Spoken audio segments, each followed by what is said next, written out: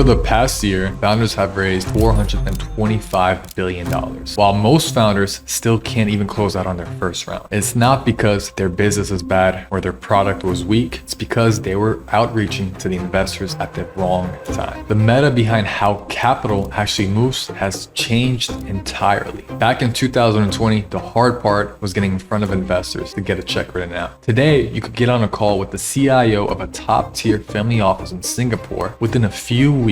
But what if they're not deploying at the moment? And most founders are still trying to raise like nothing has changed. It gets even worse. This video is going to break down on the 3 shifts that are behind fundraising, why each one is much more dangerous than it looks, and exactly how to adapt to it if you are a capital raiser or a fund manager, anyone who's looking to raise capital in 2026. For the last decade, the fundraising playbook was simple. Get the right intro, make your case, and close. All of it was that investors were always open. That if your story is just strong enough, if your business was hitting certain KPIs, and if the founder was confident enough, there would be a check written out in front of that company. Now, here's what nobody explains to founders. Every investor, whether that's a family office, a private credit fund, a VC, or even a private equity, they run on vintage. They run on cycles. A fund, let's say within the gas and oil energy sector, raised over 150 million from accredited investors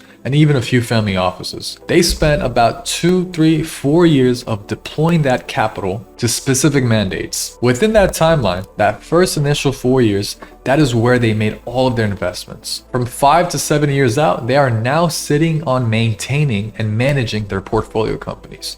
They need to hit the KPIs to make their investors happy, to have a strong IR rates. And that comes from IPOs, exits, M&As. After that exit has been made and they are hitting the strong KPIs, now they get to focus on the next fund. If you are reaching out to them within all of these moments that I just mentioned, do you honestly think they're looking to deploy into your mandate? Not until that next fund starts is when the conversation even pops up. These investors will still take the meeting. And why is that? They need to be inside of the market. They need to understand what's going on, what specific modes are there, what is the specific market thesis. When it comes to them closing out their next fund and they're looking to deploy, they know exactly who to speak to and what to look for. And you didn't do anything wrong. You just came at the wrong time. Back in December, I was working with a biotech company who just closed out their phase 2 trials. Everything looked great.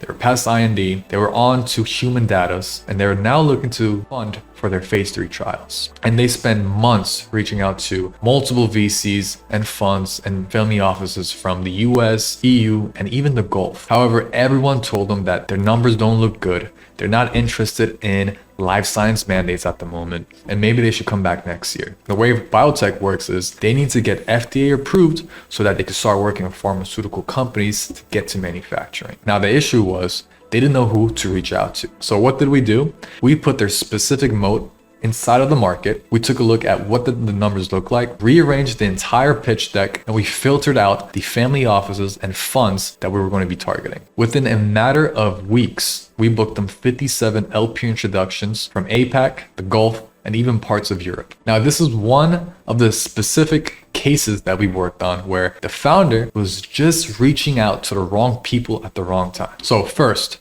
stop measuring your capital raise by how many calls you're booking. That is a vanity metric that leads nowhere. Start measuring by how many of those investors are actively deploying inside of your sector at this current moment. Second, when an investor tells you timing is not right at the moment, actually believe them because they're not lying. Use that as a data point and move on. Third, before you decide to pitch out to anyone, whether that's a VC, a fund, or a family office, understand where do these individuals allocate into. And also, if their last portfolio announcement was over 18 months ago, there's a big chance that they're not looking to deploy at this current moment. That conversation is likely to be closed very, very quickly, and not in a good way.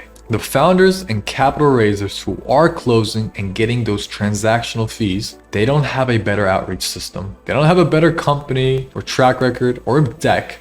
They're just reaching out to the right investors at the right time. Now, that shift changes everything entirely, from the way you build out your list and the way you voice your messaging. If you know that an allocator is active right now within a specific sector, you are able to use that to your advantage. Now, there's a second shift that is even more dangerous than the first, and it kills everything that's in motion. For years, the fundraising sector has been selling founders a specific set of beliefs, and all of them were entirely wrong. The first one is that you need to know the 1%, the elite personnel network. You need to attend clubhouses, golf courses, go to fancy sit-down dinners in weird lounges where you don't even know anyone. And if you don't know these individuals, you'll never raise any sort of fund. The second belief is that you need a big firm behind you, that the institutional backing is the ticket and success to your capital raise. That if your last company wasn't funded by Sequoia YC Combinator batch, then you'll never get anywhere. Fundraising just takes a long time to complete. 12, 14, 18 months to get anywhere close to hitting your numbers. Now, all four of these beliefs are entirely wrong, and I'm here to show you it. And the reason I know that is because I've watched founders who don't have personal elite networks, who haven't spent time in clubhouses, golf courses, and weird locations on islands, with no institutional backing, close their rounds with top family offices out of APAC, Gulf, Europe, and even the States. Recently, a managing partner came to us. He runs a crypto fund, and he's looking to build out a $50 million fund. He had already accounted for 20 million of that amount, but the issue was he tapped out of his circle. All 40 LPs that he knew over years and decades of being inside the industry, he did not know where to go. He came to us with his ideas and plans on how to get in front of these LPs, which consisted of going to golf courses. Actually, he is a big time golfer. Going to global summits in London and Geneva, some places in the Nordics. And we told him, hey, you do not need to spend any more money going outside of the country trying to get in contact with these individuals. Give us your deck, give us your IM, your one pager. We're gonna run through who you had hard anchors with so we don't reach out to them again. And we built out a list of individuals who are looking into alternative investments, that are deploying inside that sector.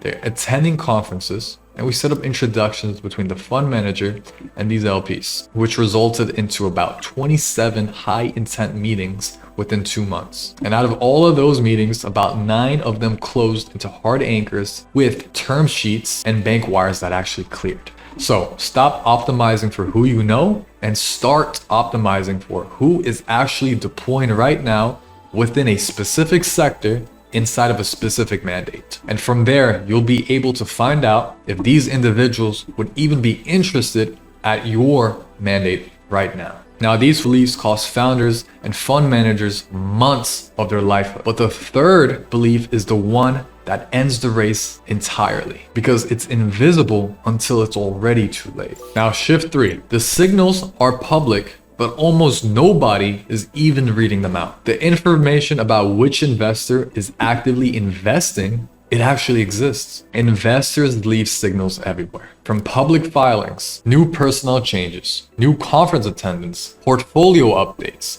There is almost a specific signal of any matter out there for the public to take advantage of. Yet nobody is even reading them out loud, nor applying it to their specific capital raise. Now, let me walk you through the exact signals that we track on a day-to-day basis for our partners. Signal 1, a recent portfolio announcement. When an investor backs a new company, they announce it. There's PR on it, LinkedIn post, press releases, portfolio page updates. 3 announcements in the last 60 days. They're obviously deploying right now. They're active. Versus their last announcement was over 18 months ago. Well, I'm sure you could tell that that individual, that office, that fund is nowhere near active. That's kind of a no-brainer. Before you get in front of an investor, do a signal check. Let's say they just filed a new Form D. They brought on a new CIO, and they updated their portfolio page with a few new companies. Now, that's a completely different conversation waiting to happen. When you get a no from an investor, don't just give up. Figure out where are they within their life cycle. Now, look, you're probably asking me, Remo, how can I possibly track all these signals while running my team, growing my company, and trying to live my life? And I'm gonna say, you're right. This is not something that's easy nor efficient for a founder to do on his own. Tracking all 8 of these signals, trying to get in front of hundreds of investors, running your own company. And this is exactly why we built an infrastructure specifically for this use case. AI systems, data pipelines, real-time monitoring across multiple sectors. We track hundreds of family offices, VCs, private credit funds across global regions.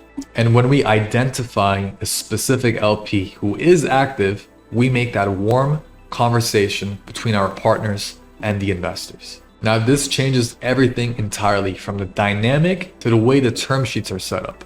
Because one, we have done our homework with full context and we're facilitating intros for where and when it matters. You're showing up exactly at the right moment with the right opportunity. And that's what we call a signal-driven introduction. So let me bring this full scale. The new era of capital raising isn't about who you know or how many calls you've booked in the last 2 weeks. It is all about timing. Investors run on cycles. They leave signals everywhere. And the founders who are closing out rounds faster than anyone else isn't because they have a better company, product, EBITDA, or moat. It's because they were at the right window in front of the right individual at the right time. And now, you know how to find them. You know how to source these deals and find these signals. I put together a free AI LP intro agent that breaks down everything that we just mentioned from A to Z. And if you are a founder or a fund manager who's looking to raise for capital in the next 6 to 9 months and you want to get in front of the investors at the right time,